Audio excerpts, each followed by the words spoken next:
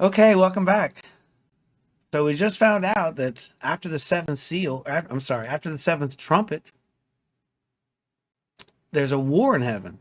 As we see here in verse 7 of chapter 12 of Revelation, and there was war in heaven. Michael and his angels fought against the dragon, and the dragon fought and his angels and prevailed not. Neither was there place found any more in heaven. And the great dragon was cast out, that old serpent, called the devil and Satan, which deceiveth the whole world. He was cast out into earth. His angels were cast out with him. So there's war in heaven. After the seventh trumpet, there's a war in heaven, and Satan and angels cast out.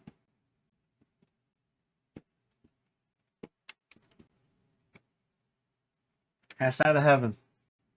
So I remind you that Satan before, so there's some fallen angels that are locked, or were. Maybe they're opened here in, remember back in Revelation 9.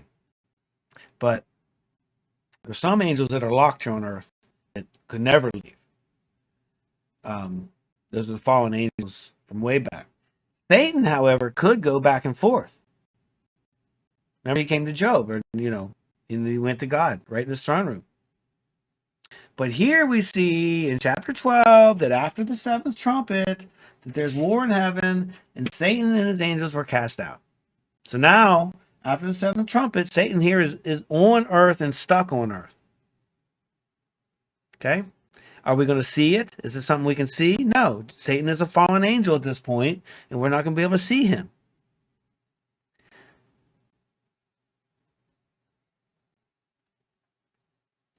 And what's his goal?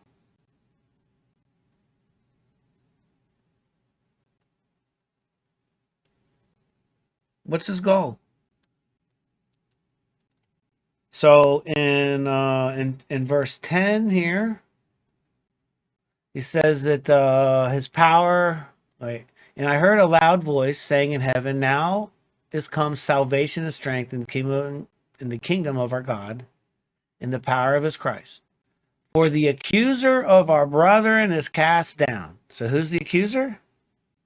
Satan. Satan's the accuser, and he's cast down, which accuses them before our God day and night. So Satan is now cast out of heaven, and he cannot accuse us anymore. What else does he do? So interesting that after he was put down to earth, in verse 13, it catches back up and says, "And when the dragon saw that he was cast to earth," when he realized that he couldn't go back to heaven, he went back after the woman. Remember, the woman here is hiding in the wilderness now. And potentially she's in the wilderness here too, right? So she's still in the wilderness, and we'll get confirmation that for that right here. So the dragon went back after the woman. She persecuted the woman, which brought forth the man child, which brought forth all of these who are saved. And then Jesus himself. Remember, the woman is the corporate church, the representative, then the representation of the house of God here on earth. Okay? The corporate church, not the people in it. The people in it are the bride and the wheat and the tares, but the corporate entity. Okay, so she represents that. That's the woman. So the corporate entity is now in the wilderness, and the dragon went to persecute her. However, the woman were given two great wings of an eagle, that she may fly into the wilderness, into her place where she is nourished for a time, times, and half a time, from the space of a serpent. So now, so she's in the wilderness, but then she stays in the wilderness.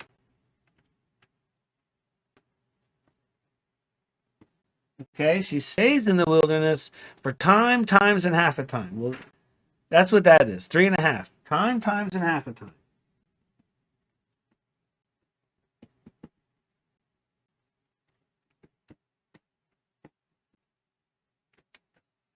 Can you guys see that one? Yeah.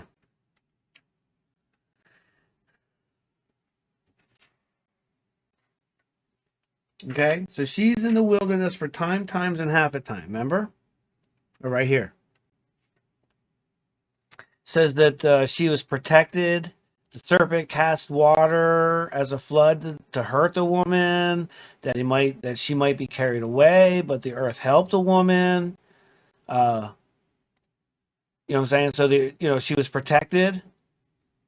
The dragon was mad at the woman and went to make war with the rest of her seed.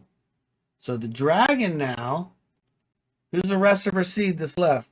We still have, the 144,000. We still have the great multitude. So now these guys are at war. Okay? And also the bride, for sure. So for sure, Satan attacks the bride. Of course.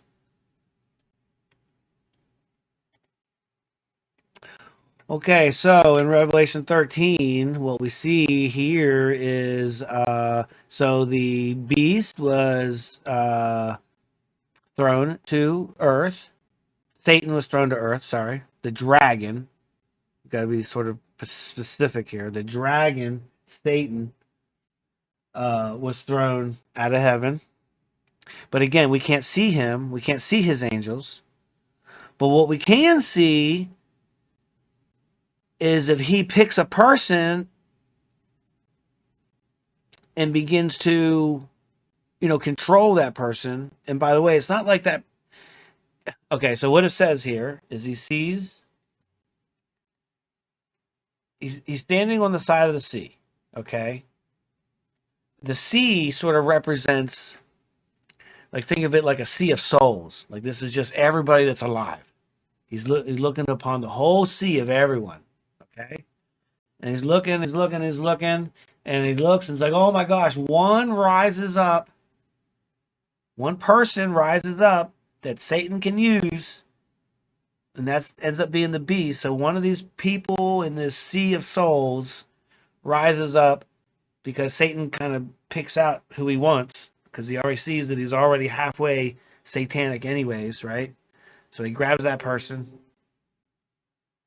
and starts to give him power. So a beast rises up out of the sea, and he has names of blasphemy, so he's already blaspheming God.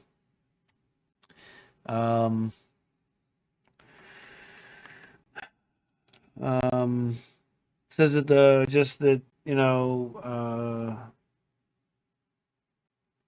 that the beast, the whole world wondered after the beast, and they worshiped the dragon. Remember, so the dragon's the Satan that we can't see, but dragon gives power unto the beast, which is an actual living person, right? How long does this happen for? In verse 5, we see that he was given a mouth speaking great things and blasphemy, and was power to give him for 42 months. So remember down here, so here is at 42 months.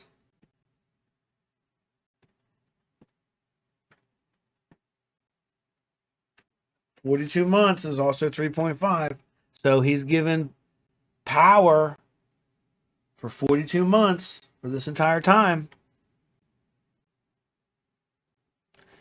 In verse 7, it was given him to make war with the saints and to overcome them. So he's cast out of heaven. Remember here, the beast makes war and kills the saints. So here, Satan is cast out of heaven, raises the beast. And what do? They make war with the saints.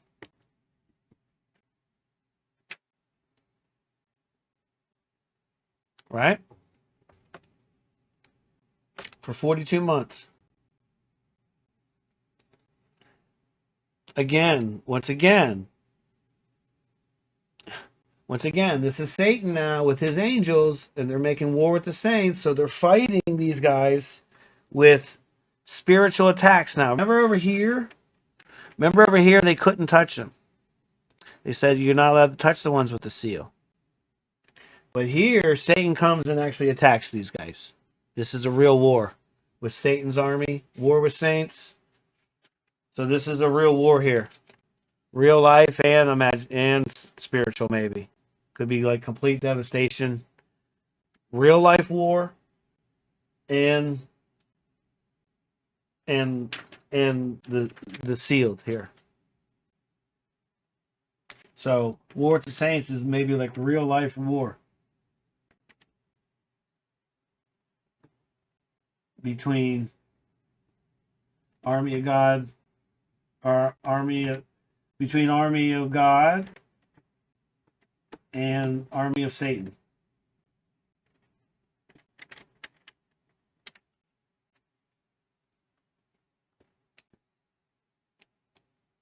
Okay.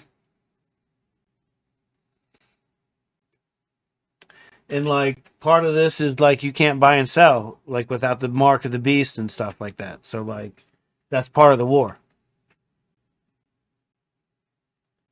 But you can't, again, it's just that the beast, Satan is kind of like the king of the earth. Like he controls things. He can control things. And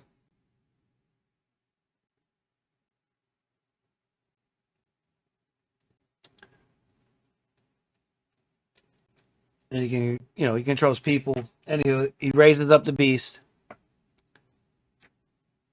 They make war with the saints. However, we know what happens in the end is Jesus prevails, right? So guess what happens in chapter 14? Chapter 14, look what we have. And lo, I looked, and I looked, and lo, a lamb stood on Mount Zion, and with him 144,000, having the Father's name written on the foreheads. What? So here, after this time frame, after this 42 months, Satan's been let out. He makes war with the saints. Saints are killed, and the first rapture takes place.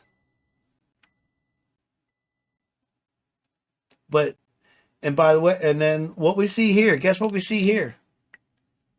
Jesus returns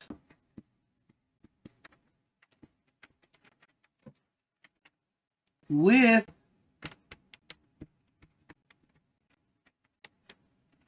the 144,000.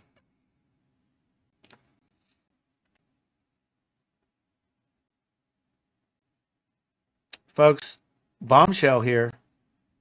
The only people we've seen, raptured, who would be with Jesus right now, is the two witnesses that were killed after the beast was released. They were dead for 3.5 days, but then they were raptured. Well, when Jesus returns, the 144,000 are already with him. We'll get more into that in the next video, so be sure to keep watching.